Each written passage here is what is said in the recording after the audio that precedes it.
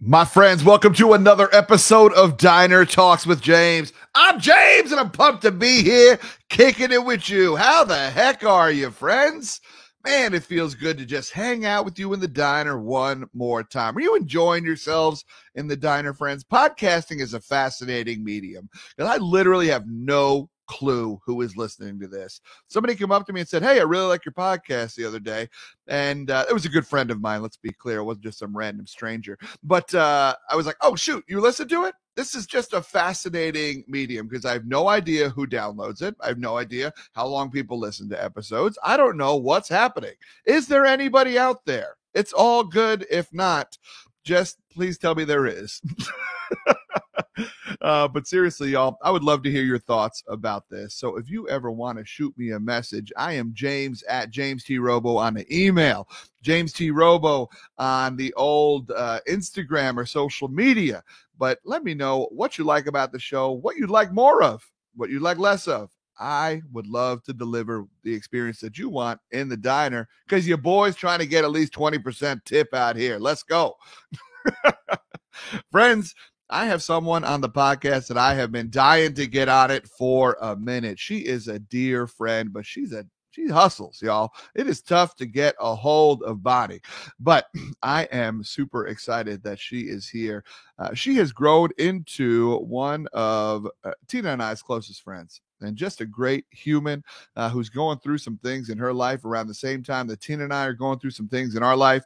And to watch her friendship with my wife blossom is it brings a tear to the eye because you want somebody to love your person the way you love your person. And it's just really cool to watch their friendship in particular grow. And I just have always had the utmost respect for Bonnie Shade. So let me tell you about her. First off, her name's Bonnie Shade. It's just a badass name, right? Sounds like she could be like a detective down in Miami or something like that. Yo, Bonnie Shade coming around the block. Anyway, I'm going to keep it moving with the introduction at this point. She helps student leaders, professionals learn how to prevent sexual violence, build healthy relationships, and empower each other to feel like they belong. As a professional speaker and curriculum designer with her own company, Bonnie Shade Speaks, naturally, she travels and speaks to over 10,000 students annually. She also serves as the associate director for fraternity and sorority life at the University of North Carolina, Charlotte. When she's not working, Bonnie enjoys spending her time with her family, her partner, Chris, and their two tiny humans. She loves chicken wings, bone in only, says Bonnie Shade.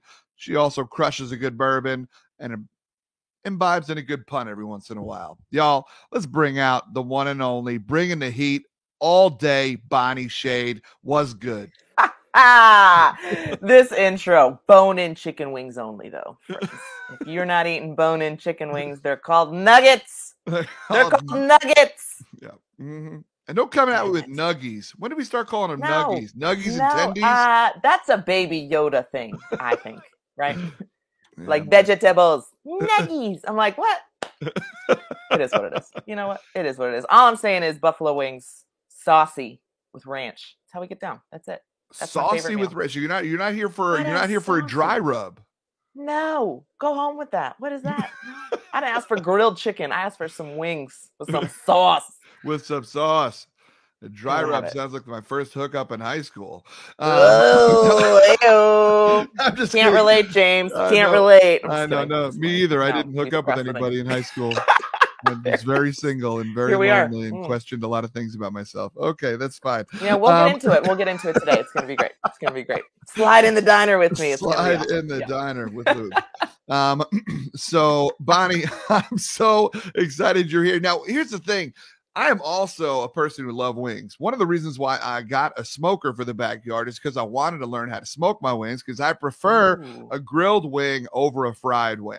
And so I'm out here working on the sauces and stuff like that. So now what is, sometimes you go to these places, they got 47 sauces. What is are you just like straight buffalo with the sauce, or are you like what kind of sauce have you, if I were able to give you a tray of 15 wings and I told you could customize them with any number of sauces, what are you doing? Okay, so right off the bat, I'm going to get 3 sauces because I'm going to do 5, 5, and 5.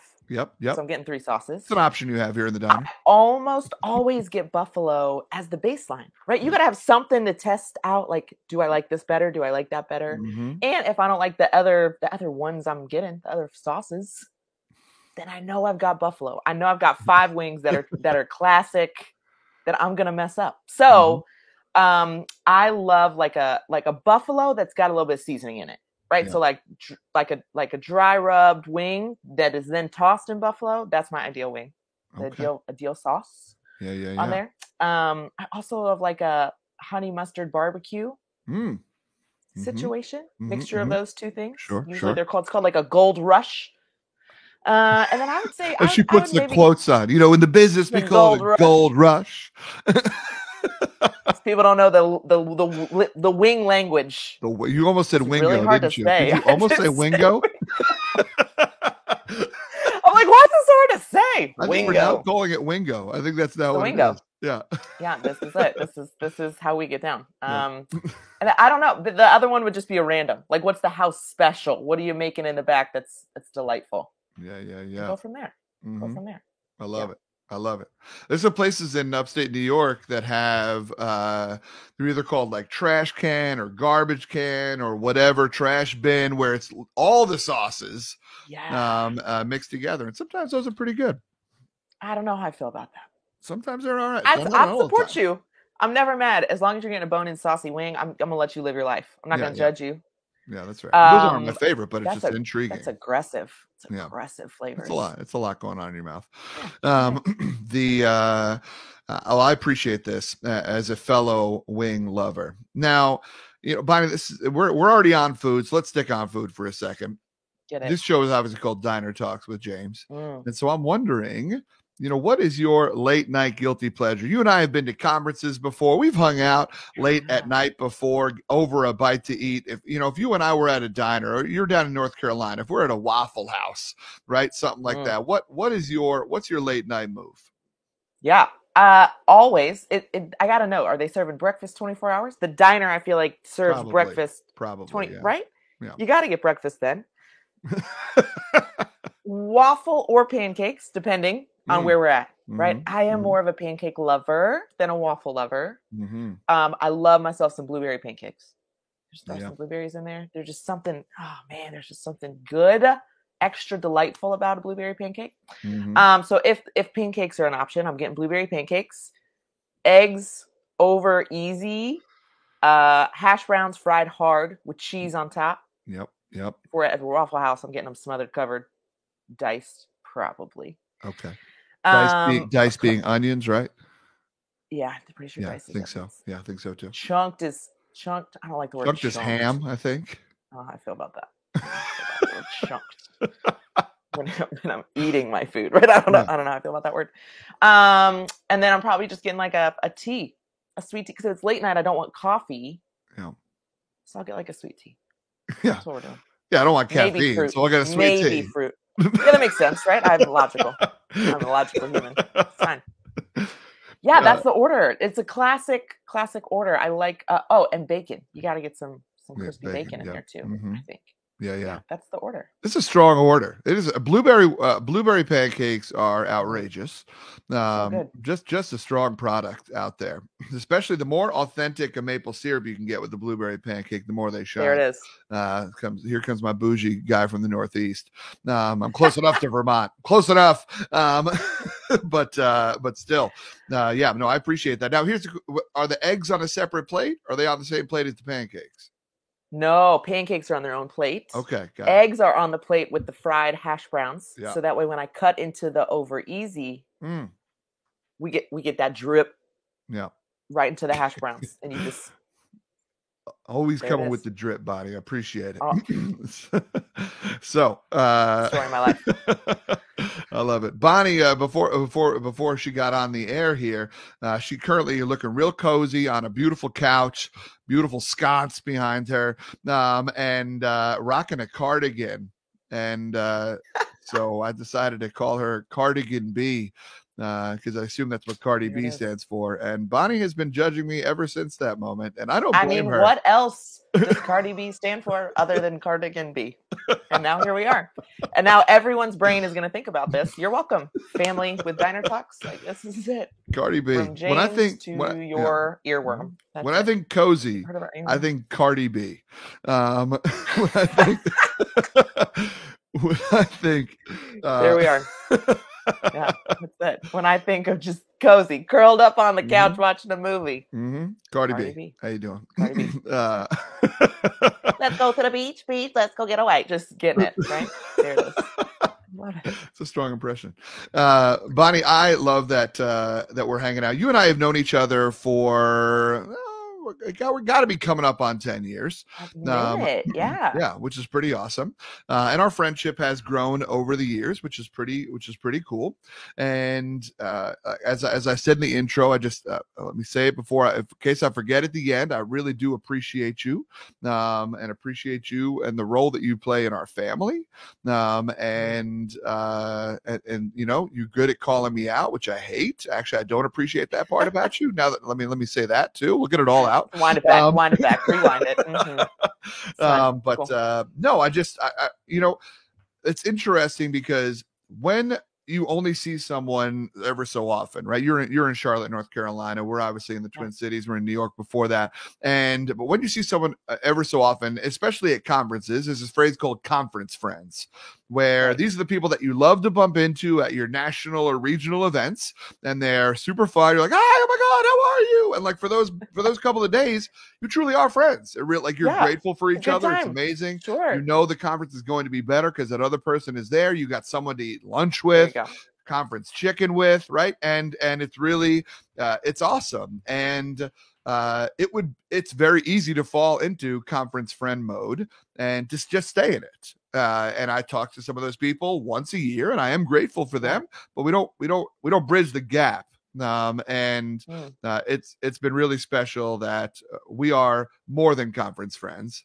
And planning family trip friends is where we're getting to. And so I just want to publicly announce, so you know I wasn't bullshitting you, that I appreciate that.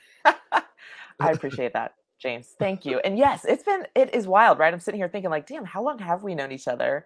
And how frequently I feel like have our lives overlapped or crossed over, and like what's going on with you, what's going on with me, what's going on with just life. It is so fascinating to have people in your life who start off as just like, maybe we did start off as those conference buddies, conference friends, right?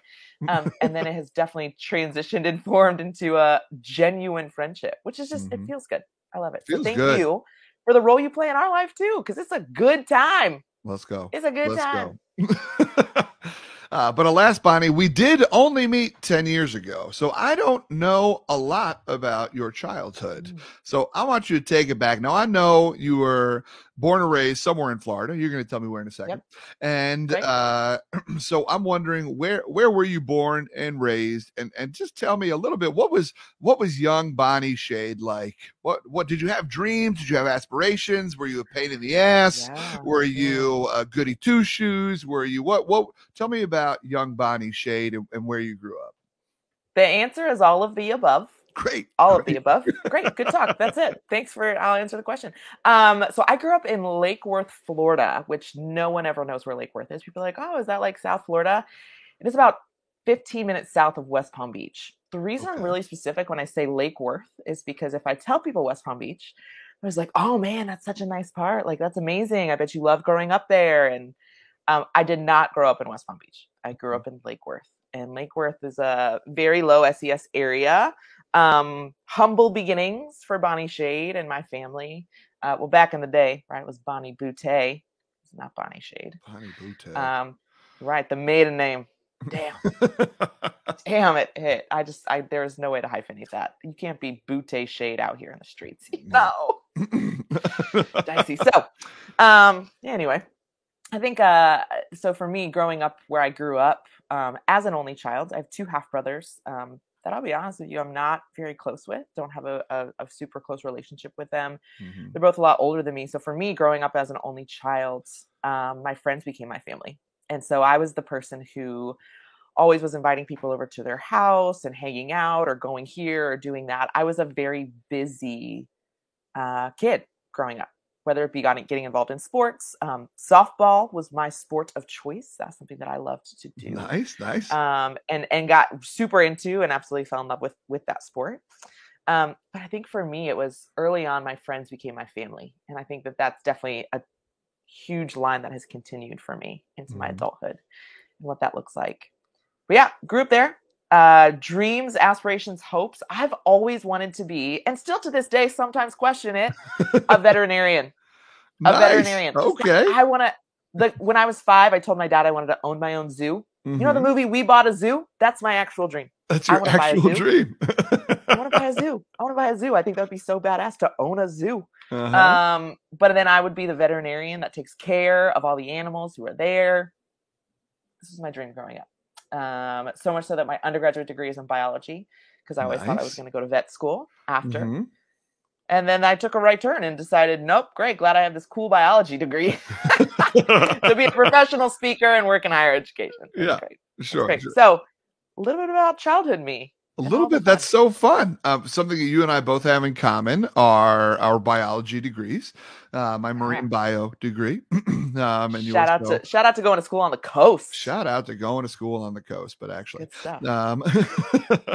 Didn't suck. Did not suck. No, it did not. We made smart choices. The fact that you wanted to own a zoo growing up and be a veterinarian is just incredible. Now, did you have pets at the time, or did you just always want pets, or like were you a pet household? Yeah, we were a dog household. Okay. So we always had dogs. Yep. Every once in a while, my dad, not my mom, my dad would always be like, let's catch these eggs and put it in a thing and see what hatches. Right. So like one time we got these 5 eggs that we found in the backyard. Yeah. My dad was like, well, let's put them in this little, he built this little incubator habitat for them. My mom was freaking out. She thought they were going to be snakes. They were lizards. So we just hatched these baby lizards. Right. I did have a pet snake though. My mom hated that. Had a pet snake. Gerbils, birds. So yeah, okay, we were a pet household. We were an animal household. I was saying all this and I was like, yeah, that's the definition of a pet household. Yep. So we were that. We had all of these things. Yeah. But my favorite memory with my family growing up was going to the zoo. And I think that's where it comes from for me, right? Like my parents had this membership to the zoo, and every Saturday we would go. So much so that I started getting to know who the zookeepers were and the people who worked there, and would get to watch them feed the whatever, right? Tigers and lions and bears. Oh my, right? So that was the coolest memory I think for me as a kid with my parents, and so being able to hopefully do that one day I think was a cool thing for me. Yeah, that's awesome. That's really cool. So, and I agree. No, you were. I think you were one cat short of a menagerie at that point. Could have been 100%. Yeah. Now here's a question I always have with people with that had a number of pets. I pride myself in having fun at naming things. Were you good at naming things, or was this like gerbily, slithery? Yeah. Oh yeah. It was the latter and not the former. No. Our dog's name growing up was Zachary, which is very like a human name, right? That's a good one. Yeah. Zachary. But we never called him Zach because it was always Zachary. Okay. Sure. One of my gerbil's names, very Zachary, the 4th. Had a gerbil named Shyla and Brownie because its fur was brown. Yep. Original. Sure. I think one of my birds' names was Chirpy. Maybe. This is going the wrong direction. Yeah, it's not. We should change the subject after this. Is what we should do, right? The naming was not something I was great at. It just, here we are. But I made up for it with my 2 little people. I think, right? Hopefully we would do that. I agree. Yeah, you have some badass named children. Yeah, crush their names. But yeah, animals awesome. Growing up, not it for me. But shout out to Brownie. Rip and rest in Rip. Peace. Rest in peace. Rest in power, Brownie. So when I was listening to you, it's first off, it's kind of cool that you have this. You wanted to be this veterinarian because you do have a sense of care about you, right? You are an Yeah. educator, and so there's that. It's cool the way some of those little pieces, some of those underlying currents, still carry Yeah. into our current day, and that's beautiful. And you also said something that was interesting. I want to go back to. You said that your friends have most often been associated, like you call them your family. Yeah. Is that, if you don't mind me asking, is that a result of any miscommunications with your folks, or what role did your parents play in your upbringing and who you are today? Huge, huge. I am who I am because of my parents. I think my dad instilled this message of hard work and empathy and patience, Mm-hmm. that I have not sometimes done great at. Right, like I'm not the most patient person. Sometimes I struggle with empathy. I'm caring, but I struggle with that next level piece at times. And so my dad, I think, has always challenged me or pushed me to do things and be different Mm-hmm. in different ways to really just become better. Where my Mm-hmm. mom, I think, growing up, nurtured who I was and kind of allowed me to utilize my strengths to just be better in that way. So my dad pushed and challenged me, where mom was like, great, you're like this, you're here, go do that, go be independent, right? Go hang out with your friends, those sorts of things. So my parents are a huge part of why I am the way I am. I think they also facilitated me creating this family of friends, Mm-hmm. right? Growing up as an only child, where my closest half brother to me is 12 years older than I am, Mm-hmm. right? So he was outgrown, married before I even got into like middle school or high school. Yeah, yeah. And so my parents were always like, great, we're going on vacation. Who's coming with us? Right? Mm-hmm. We're going to the zoo today. Who's coming with us? Like, who do you want to invite with you? It was always, we want your people to be our people. Mm-hmm. And I think even to this day, right, as my family has grown and changed and morphed, they're still that way. And it's really cool to see, as I've gotten older, this friendship that I've started to create with my parents, and how that friendship, I think, was forged at such a young age, of what they taught me friendship can look like, That's cool. should Yeah. look like, and turning that into what it is today. It's just Mhm. it's a beautiful kind of full circle piece. But I am who I am today because of the role my parents played in developing me. Yeah. I don't think I think they saw me for who I was and who I am and who I'm Mm-hmm. not, and pushed me and challenged me and supported me in all the right ways to get to this place of me. That's beautiful. That sounds like Yeah, you're very fortunate in that way. That's 100%. yeah, that's incredible. That's beautiful, Bonnie. Thanks for telling us about them. Uh, I love that. I love that. You're playing some sports. We're hanging out with the animals. We got a cool group of friends. Uh, There it is. Middle school and high school is often sometimes where we start, where we plant the seeds of the stories that we tell ourselves for a long time. Mhm. And I'm wondering, in middle school or high school, did you have any thoughts about yourself that potentially you still either hold on to today, or like one thing that you and I will eventually come back to is that you and I both struggle with perfectionism, Yeah.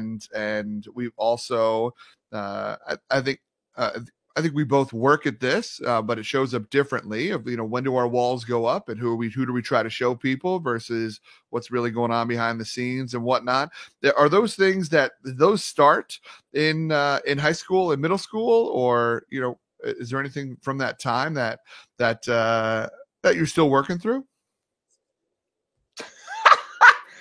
Of course there are, right? Like, I hate to just be like, well, yeah, but I mean, Jesus. Yeah, I mean, middle school and high school.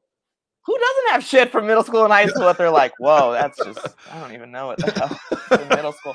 I'm thinking back, I'm like, man, fucking middle school. So I think for me, middle school was the first time in my life I think I felt embarrassed, to be from where I was from. Mm, So growing up in a lower SES area, um, and having parents who, I mean, worked their asses off to give me the life that they've given me. I went to a private school, and I think in middle school, right, middle schoolers are mean, but the private school I went to was not cheap. Private school is expensive, right?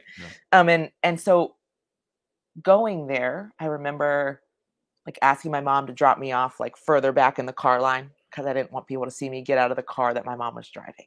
Yeah. Or being sure that I was always going over to other people's house and they weren't coming to my house because I didn't want them to see my house. And those sorts of things. And I think a value that I have that my therapist and I have talked a lot through is financial security and financial stability, and creating a life where I feel like I am setting myself up for success, my children up for success through finances, right? Which I think for a while I was really embarrassed about that. Yeah. And have really started to come to terms with what does this mean and look like for me? And what is my relationship with money? And where does this come from? And so that I think is one huge one for sure is feeling like I wasn't enough. Yeah. And finances was a very tangible way to show that I wasn't enough. Right. And so when I was shopping for clothes or whatever it was, right, it would be, well, Mom, I have to go to this store because everyone else has these shoes, this backpack, right? You can't have the Walmart backpack. You got to get the JanSport.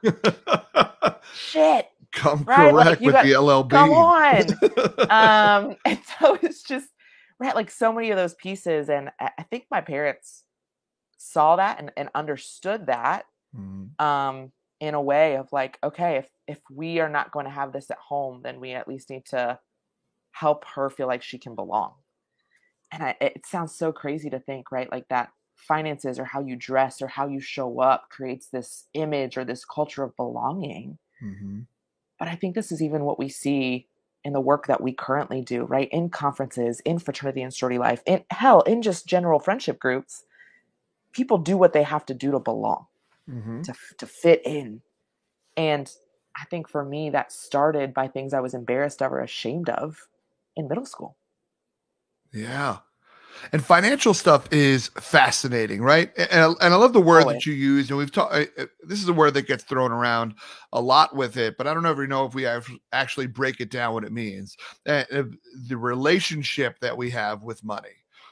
Because it truly is a relationship. It doesn't just because it's like this tangible thing and it's here or it's not or whatever. Like there is the way that we attach our self-worth to our actual worth, to our net worth, the way that we attach, like you said, belonging is such a powerful thing that, you know, I'm someone who grew up with more than enough. And so there was never a time where I remember longing to look a certain way or wear a certain thing. And the way that I dress now compared to the way I dressed in high school is hysterical. Now I'm like, I didn't wear jeans until I went to college because I was like, they're itchy. Right. So like I wore fucking khakis. There it is. There it is. With some whatever, right? Like, I mean, like, I don't know. Even though we had money, I didn't necessarily, I wasn't out there in Jordans and all that kind of stuff. JNCOs were big back then, right? I didn't have a pair of JNCOs. JNCO jeans. Yes. So yeah, Echoes, right? All those kind of things. So yeah, but that, right. But it's interesting to think about what is your relationship with money and how much that steers your fears around being able to let go, being able to just say, no, let's do this thing. We can do this thing and just be able to do it without any, you know, there's so many people that won't book the vacation because they're like, well, where all finances be at that point? Or there are people who won't do the thing. And it is truly a relationship that is ingrained in us and is something that we teach our kids about what is their relationship with money going to be?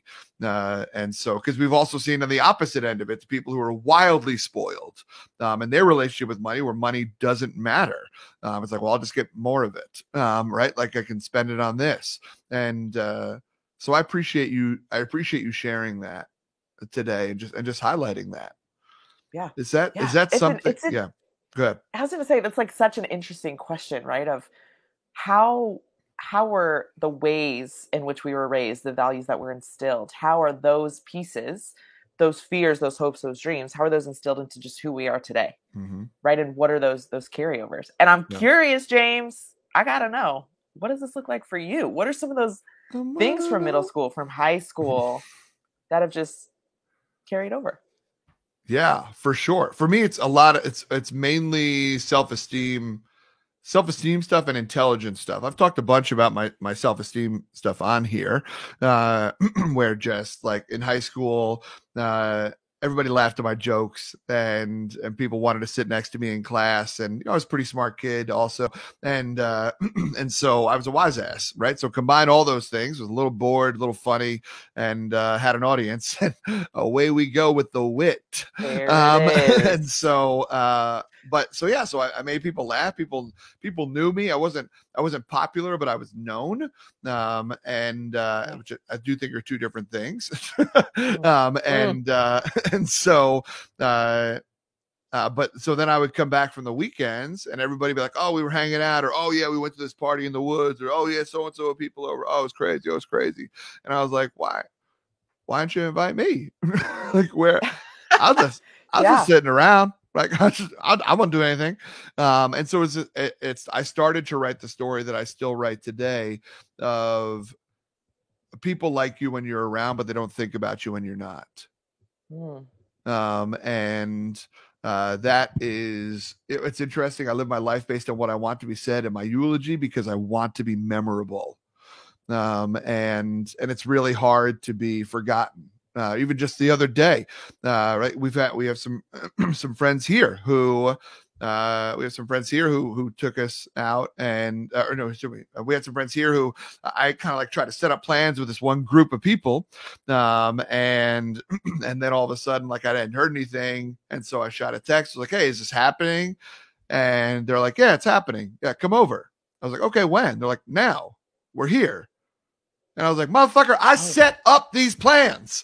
Like, what do you mean you're hanging out now? Internal frustration. Yeah. And so like, yeah, so that's a big thing. And yeah, so I think that, and then also, I mean, just the self-esteem around the way that I look. Tina tries her hardest to convince me that she truly believes that I am hot. And I love her for that. And I'm working on seeing it. And I just don't. I mean, sometimes the fit is fresh, but I think still knowing what's underneath and being wildly self-conscious about it. If you compliment the way that I dress, I'll accept it. If you compliment the way that I like look or whatever, then I'm like, nah, no, you're telling the truth. Right. And a lot of that stuff is from that moment. Is from those times. See previous comment about never going on a date or never getting a dry rub in high school. Dry rub. Real full circle moment to the wingo. No. Hashtag wingo. Yeah, I think it's so interesting and fascinating too, of like, how does that look in our lives today? Mm-hmm. Right. I think as I've grown and changed, and my life and my family have grown and changed, my partner and I are in this place of, what are we doing and how are we showing up for other people, but also how are other people showing up for us? Mm-hmm. And like that, friendships change and friendships morph and friendships shift, but it is an interesting place to be in, of like, okay, if I'm like this person who's facilitating the hangout or whatever, right? And then to be like, well, come over now. And you're like, what just happened? Like, how am I no longer a part of that conversation? Mm-hmm. Which I think for me, right, a fear is relevance. Right? When it comes to that, like, I want to be relevant in my friends' lives. Yes. But what does that relevance even mean or look like for me or for them? And why is relevance something that I am craving in these relationships, in these pieces? Like, that's something that I've been thinking a lot about lately, as our friendship groups and just we as humans are changing. Like, what is the relevancy of friendships, of relationships, of moments? Yeah, that's powerful. My counselor, who I fire on a weekly basis, because I've had enough of her. I love that. She was talking to me about. She said, I was telling her, I was like, I just really need to stop putting my self-worth in other people's control. And she said, James, let me take it one step further for you. And I was like, I don't want you to. She's like, well, I'm going to. And she said, James, you put your self-worth in the control of people who don't feel your self-worth. In other words, go back. I need you to repeat this. People, this is some things right here. Yes, no, for sure. She said the people who don't make you feel worthy are where you let them control your self-worth. There's plenty of people in your life that make you feel worthy. Why doesn't their vote get the same amount of credit as this other person who doesn't? What? Yeah, fire her, because that's good. Thank you. I did. She's got to go. Sarah's out. Gotta go. Sarah, I mean, I'm meeting with next week, but Sarah's out. Sarah, in case you didn't know. Yeah. Also, please follow me on Instagram so I can just hire you as mine, because shit, we got a lot to unpack, Sarah. So that was a powerful thing, is like, because I haven't thought about it in the way that you just put it. And so I also don't appreciate you right now with the relevancy. Right. I mean, but look at what we do for a living, right? Like, I get on stage and command attention, right? I command attention, and ideally it is earned attention, right? Like, whoever the client is has said, hey, no, you are worthy and your message is worthy, right? Like, you didn't necessarily book me, you booked my message. And those are two separate things. And I see that. But what I do for a living is my goal is to be memorable, and to have my words be memorable, and to have me be relevant for you. I believe what I'm talking about matters, and it should matter to you. This should be relevant to you. Yeah, it's very interesting to even see sometimes when I walk on stage, especially right now when I'm doing a lot of corporate gigs, I don't get people who come up to the stage and rush the stage like they do at a university gig. And I'm like, okay, cool. So I just wasted all these people time. I just helped them check their little professional development box. Like, what happened here, right? And I can write those stories of, like, maybe I wasn't relevant to them. And that's a longer drive home. That's a longer drive home from that talk. Yeah. So yeah. Damn. Yeah. Those moments too, right? It's like, I had to check myself, especially. So what I speak about, right? I speak about sexual violence and being a survivor of sexual violence, and what I believe we can do, and what data and scholars and science says that we can do to prevent these things from happening. When I have a moment like that, smaller audience, not as much back and forth, right? And friends, if you can't tell, I'm a raging extrovert. So for me, if the audience isn't giving me what I need them to give me, I'm like, are they getting it? Does this make sense? Is it landing? Is it sticking? And I write this story literally while I'm on stage speaking.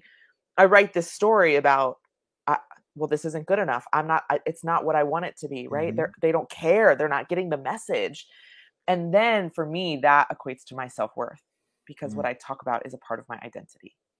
And it's those moments where, like, I have to sit down and be like, what I'm doing is worth it. What I'm doing is worthy, and what I'm doing is valuable. It just might take a minute for them to process what that means or looks like for them. But those moments are hard. Yeah. Those moments are hard. Yeah. Cause it's not the gut instinct, right? That's the one we got to get to. It's not the first instinct. The first instinct is what has been the narratives that have been passed on since middle school that we're still working through. Yes, right. Like, right. Am I cool enough for this? Am I smart enough for this? Does this make sense? Right. Or do they, and for me, right, it's in middle school. It was like, well, how do I make friends? I want to be friends. I want to belong. I want to fit in. Yes. And I still even think when I'm doing that, right, and I'm not getting that feedback, I'm not getting that direct in the moment. Okay. You're picking up what I'm putting down. Right. Yeah. Then I'm like, well, am I speaking their language? Am I relevant? Am I good enough to be doing this with them, for them? Right. So do I belong here? Yeah. Is often then the story that is told. Yeah. And belonging, that'll put you right into a dark space real quick if you want it to. That part. Yep. Can someone throw me a rope? I'm down here in my shame hole. And the answer is no, because no one's there, because you don't feel like you belong, right? You're like, you don't deserve a rope. Help me. Right. Yeah. Great. Yeah. So, Bonnie, it's interesting. You know this. Tina is an Enneagram fiend, and talks a lot about the Enneagram, and For those of you that don't know, Enneagram it's essentially like a personality assessment. Maybe you've done like a Myers-Briggs or a Strengths or a DISC, some of those kinds of assessments. But the Enneagram is interesting. It's different than those because it talks about kind of like what are your true motivations. And so therefore it forms some really interesting conversations. And I know that you are a 3 as an Enneagram. Can you tell us, because it's also just to prove the Enneagram's worth, you're going to connect the dots really quick between what you were just saying and what a 3 is on the Enneagram. Can you talk about it really quick? A 3, also known as the achiever / the performer, is somebody who wants to belong, wants to fit in, who will sometimes put on a quote unquote a show in order to get that attention and to belong and seek that community, right? And I'm an Enneagram 3 wing 2, which means I'm also the helper, right? That common core of care that we were talking about earlier, from wanting to be a veterinarian and caring for people, those sorts of things. So for me, what I do, speaking that message, right, that hope of belonging, is I want you to let me in your life in a very vulnerable, real, intangible way so that I can impact you.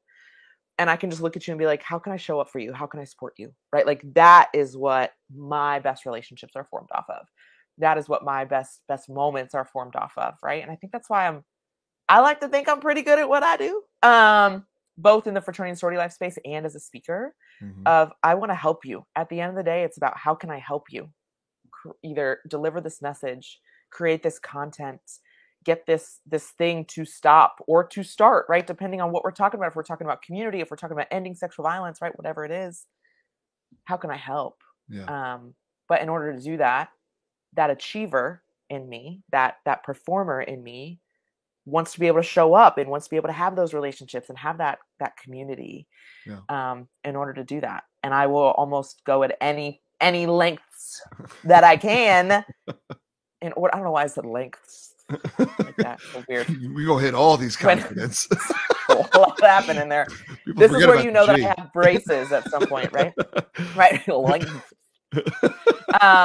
I will go at whatever length I can get to in order to make that happen. And so I think it's that's the connection right there. Is that Enneagram 3 is this performer who shows up, who wants you to let them in your life, to be friends, to belong, to fit in. But for me, with that wing 2, how can I help?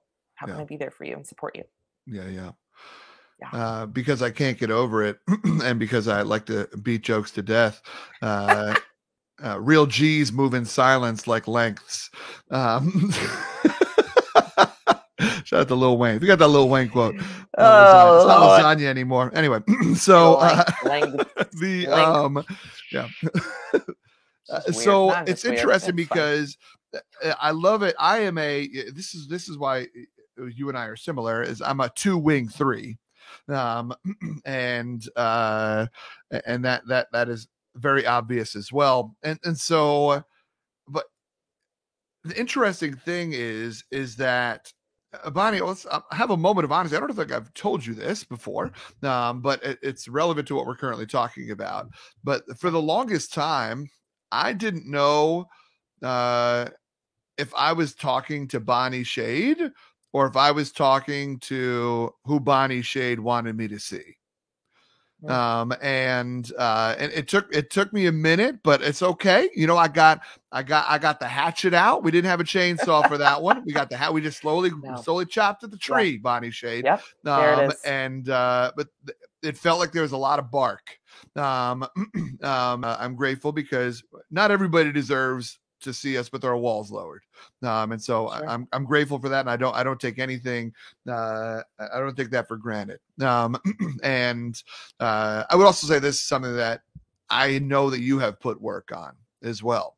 And knowing that who you are is enough. And we don't need the showcase. We just need the shade. And we love that. It's the new hashtag. We love alliteration. That's in.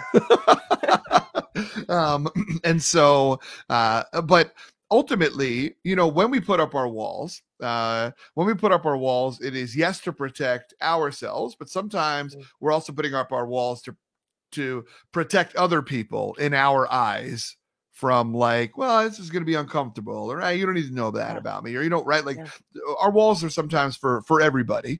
And I'm wondering, as someone who has had their counselor and call them out about perfectionism, is perfectionism something that you also struggle with, or is that a piece of who you are? No, James, I'm perfect all the time. Why would you ever think that with my Enneagram 3 stuff, right? Yes, of course it is. Yeah, I think perfectionism is part of, I would argue perfectionism is part of who all of us are. It just depends on what that relationship with your perfectionism looks like and how to the forefront of your mind, of your behavior, of your interactions it is. For me, it was such a big part of my life growing up, I think, right from that financial security piece that I seeked, that approval that I seeked, that belonging that I seeked in middle school and high school, even into my professional career of am I good enough to be doing this, right? That imposter syndrome hit.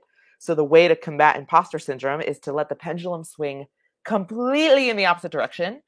And instead of asking questions like, hi, I don't know how to do this, I really would love to learn, I faked it till I make it. And James, as you always like to say, if you always are faking it, do you ever really make it? I will also say, though, I think women tend to not fake it enough sometimes. And I'm talking about the context of professionalism. Right? Like, I think women oftentimes say, well, like, I have to be overqualified, or I have to get this degree or this title or this thing or know this or have this experience in order to apply for, do this, make that happen, whatever it is. Fill in the blank here for the goal you hope to achieve. Women, I think, overestimate what is needed in order to get shit done sometimes, because society has told us that we're not enough oftentimes. And so I think if women begin to fake it more, maybe we can make it and then look back and reevaluate, okay, now that I'm here, now that I've made it, what roadmap can I set that allows other women to genuinely, truly be themselves and make it? Sometimes you have to work within the system to change the system. And I think, I don't know that that's what I did, but I do think that I don't know that I would have gone back and changed it, because for me, the lessons I've learned, the person I am today, yeah, there was a fake facade of this house is perfect, keep it moving, the lawn is manicured right, but inside it's burning. I don't know what I'm doing. I don't know how to show up. I don't know who I need to be in order to feel like I belong, I fit in. So I'm going to perform. I'm going to be this achiever. But then I got to this place of like feeling confident and capable. I think I've always felt confident. I don't know that I felt capable. So now that I'm in a place of feeling confident and capable, now it's like, okay, let's reevaluate who I'm showing up as. And am I showing up as this facade of the perfect house? Or am I letting people see that inside it's burning and hey, hand me a bucket of water if you don't mind. And maybe while you hand me that bucket of water, I can have a conversation with you that allows me in and allows you in to just be people together. So yeah, perfectionism is a huge part of it, to answer your question. First of all, that was beautifully said. I appreciate your vulnerability during the ironic question about perfectionism. Good a place as any, right? So there it is, right? Yeah, right, no, and I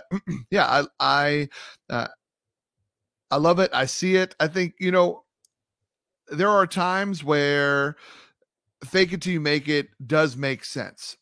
But at the end of the, it's about how long we fake it and why we continue to fake it. Are we continuing to fake it because of imposter syndrome? Because we don't think we've made it, even though we have, and we've convinced ourselves that we don't belong, or we're not good enough, smart enough, funny enough, whatever enough, competent enough, capable enough, what are those stories that we're writing ourselves? And as you mentioned and so beautifully articulated, women are made to write those stories longer.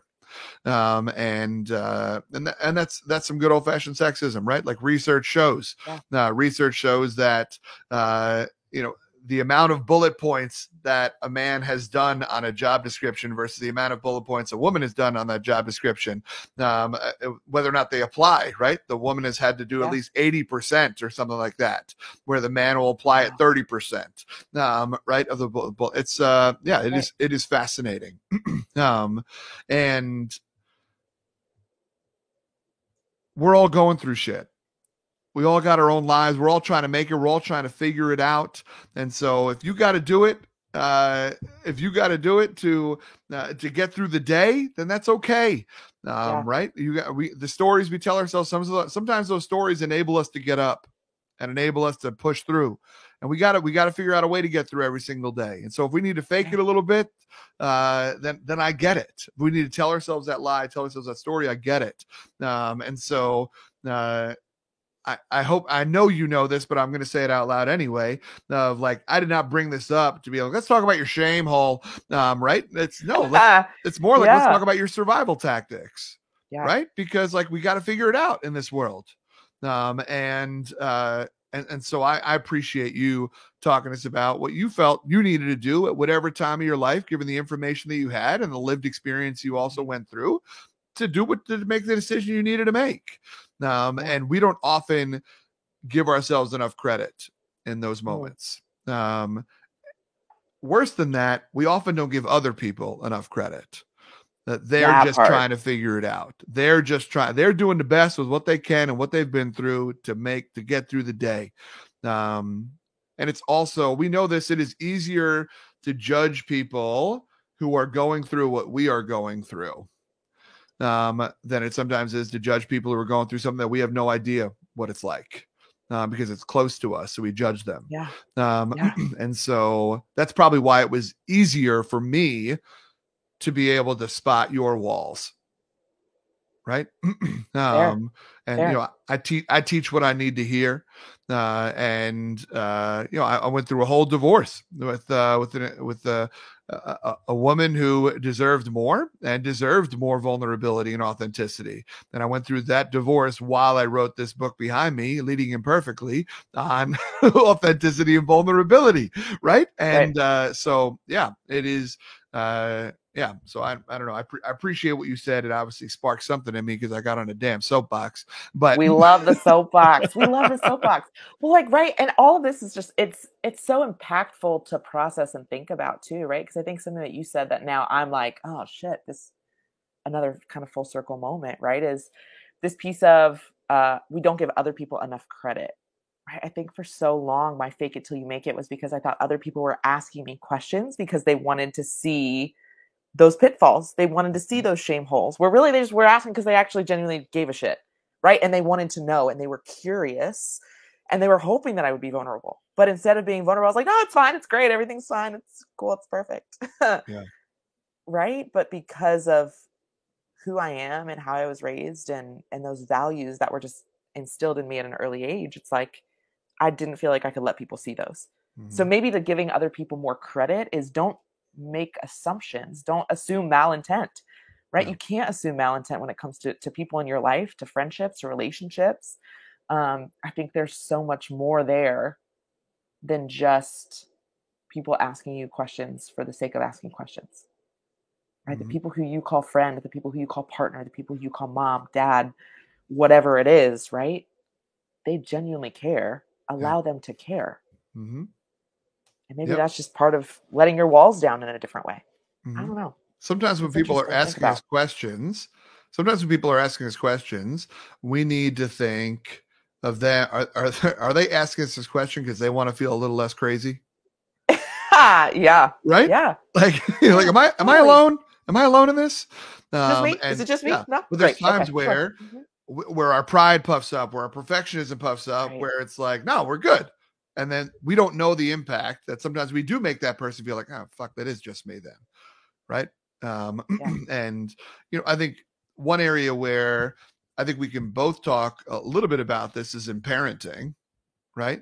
Yeah. And in whatever your process was with motherhood, my process with fatherhood, I beat myself up a lot as a new dad because I didn't immediately fall in love with my son. And yes, I knew all the research that told me I wouldn't immediately fall in love with. There was the high probability of me not falling in love with my son, but there was also a high probability of me being like, yeah, but I'm different. Okay. You don't know me, research, right? Like I'm a sensitive guy. Okay. People have told me I'm going to be a good dad my whole life. I'm going to be perfect at this. Yeah. And then when I wasn't, I was like, oh, wow, I'm a real piece of shit. And, you know, that story that I write and, you know, we just expect our bodies to be able to do whatever our bodies are supposed to do or whatever. Right. Did you have some of that with motherhood as well? Whew, did I ever? So I don't know if you know this, you might. I never wanted to be a mom. Being a parent was not something I saw in my future for a very long time. And then I met a person who wanted to be a dad, who wanted to be a parent. And I started asking myself, well, what would it take for me to want to be a parent? That's a weird question for me to ask myself, but right? Self, what do I need to accomplish, achieve in order for me to feel okay? Because I know that I knew children were going to change things. I knew children were going to change the way that I lived, showed up, those sorts of things. What I didn't expect is for children to change me. And they have drastically changed me. But I think for me, right, becoming a parent, it wasn't natural. It wasn't something that I just had this innate desire, like, oh, I'm going to be a mom one day, right? I think some women have that. Some humans have this, like, oh, I'm definitely going to be a dad one day, right? I want to be a parent. For me, it was always like, I'm good. I'm okay. And so I think for me, the biggest piece was getting pregnant and having a miscarriage. That was the moment where I was like, oh shit, I think I want this more than what I ever thought I would want this. Because it was there and then it wasn't. And then for me, the shame hole of, oh my God, I'm failing at this, right? I'm not accomplishing, my body's not doing what it should be doing. And just what that meant and looked like for me. And also just trying to process too my identity of being a victim survivor of sexual violence with that, of what that meant for me, of so many pieces of how that showed up in pregnancy and motherhood and in different pieces. Right. But motherhood was never something that was just going to happen for me. It took a lot for me to say, like, okay, I'm ready to be a mom. I want to be a mom. I want this thing. And the process of raising now 2 little people it's changed who I am. And I don't think I was ready for that at first. So it's interesting. Yeah. Interesting is the longest word that means nothing in our language. And like interesting is always a 5. Right out of 10, it's a 5. It nails it, which is great because I hear you with that word in this instance, excuse me. You know, for myself, like, yes, I am falling more in love with Rome, and he's a cool dude, which is great. The warranty's up, and so he's ours. And and so do not return to sender. Exactly. Exactly. This is it. Committed. I think that's how it works. So the so it has been interesting of just this as someone who is driven, as someone who has goals, as someone who wants to chase legacy, as someone who wants everybody to like him, as someone who wants to, I don't know, love the shit out of my partner and carry all of her weight, right? Like all that kind of stuff. Like, turns out you can't do it all, bud. But I'm still out here trying. And a lot of people are missing out because I'm still trying. And there's times where I can be more present with Tina, and just be more open with her, of just like, hey, here's what I think I need right now, instead of tell me what you need and I'm gonna figure out how to all make it work. That's what my whole motto is. I'm gonna figure it out. Right. I'm gonna get the pieces together. These puzzle pieces. I don't care if they're from different puzzles. They gonna fit. Okay. I'm gonna make, but sometimes you're just trying to do the most. And you don't need the most. Your family doesn't need you to do the most. But whatever inside of me is like, but that's what we do. We do the most for the most amount of people we can. And it is impacting my relationship, and is in a powerful way, where Tina and I have to sit down and have conversations about, like, okay, let's talk about how you tried to do the most and it didn't work out, or let's talk about how you want to try to figure this out. And let's see if we can come up with something together, as opposed to you trying to do it in silent and then being like, I've got it, a solution, right?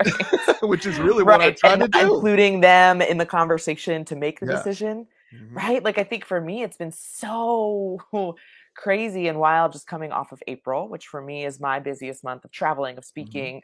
And by the way, I still have this other job, right? Like at UNC Charlotte, that I enjoy. And it's crazy coming off that month and figuring out, like, okay, I've made all these decisions to do, to go, to figure it out, to put the puzzle pieces together in the way that I thought made sense for the puzzle pieces to go together. And then realize that my partner has no direct say, really, in my final decision. But whatever I decide directly impacts him. Directly. Yeah. And it's like, that moment that I realized that, I was like, oh shit, like, I'm an asshole. Like, am I the worst? Like, what is going on? Right. Yeah. Because I think for me, it was like, well, I'm going to figure it out. And right. I'm going to figure it out. I'm going to put these puzzle pieces together, but at what cost? If there's no point in putting the puzzle pieces together, if the picture on the front of this beautiful puzzle is distorted and ruined. Yeah. It's like, how are we ensuring that we keep the picture together and that image together and each other together while we figure it out and put these puzzle pieces back in? Because that's been, I agree with you, that's been one of the hardest pieces of it all, is figuring out what do we need to do to make this work, but also to make this work, right? To make this relationship work, to make parenting work. And sometimes it doesn't. Sometimes it falls short. Sometimes it gets messy and it gets ugly. And I make assumptions, right? I write this story in my brain of, well, this must be how he feels, or this must be how they feel, or what about how I feel? Yeah. Or this is how it ends. Right. Yeah. Help me, back in the shame hole. Help me. Right? Damn it. But yeah, I think it really is the best and the worst thing I've ever done. Right. Is chase legacy, as you said, and to be on the go and be building this thing while also raising a family. Yeah. And wanting to show up for my partner and love my partner because he's the shit. And I can't do life without him. I don't want to do life without him. Right. So it's the best and the hardest thing ever. Truly. Yeah. Something you said about your dad struck me back in the beginning of this show, where you said that he was someone who was an extremely hard worker, and he was someone that was very patient. And it sounds to me like you got one of those. Yeah. I'm not patient at all. Right. So like, but so it's very interesting. Like I admire your dad, because I think those are two things that are seemingly hard to hold at the same time. Right. Because what I'm hearing you say is that I'm gonna go hard when it's time to work. I'm a bust it, but I'm also going to leave a little bit of space for whatever needs to happen, and for the unknown, or for grace, or for whatever it is. I don't know what his patience motto was, but that's a really impressive thing to have gotten to watch and learn from, and now try to figure out how to practice. Like, what does patience of self look like? What is patience of my partner? Is my partner is allowed to emote the way they feel they're feeling, and my baby is allowed to cry. Doesn't mean I suck. My whatever is allowed, like, I'm allowed to say no to this gig. This is me saying this out loud, even though I don't say this ever, but I'm allowed to say no to this gig. That doesn't mean no client will ever book me again, right? Or that this person will never book me again, or I'm letting them down, right? Me saying no because my family needs me, or because my partner needs me, or just because it's time to say no sometimes, doesn't mean that I'm letting other people down. And that's a really hard pill for me to swallow. And so, yeah, that patience piece struck me when you were describing your dad. And as I hear you talk right now about what you're trying to work on. Yeah, I'm not a patient person. My dad told me, I remember this so vividly. He told me at Lucy, who's my oldest, she's 2.5 almost, she'll be 3 in September.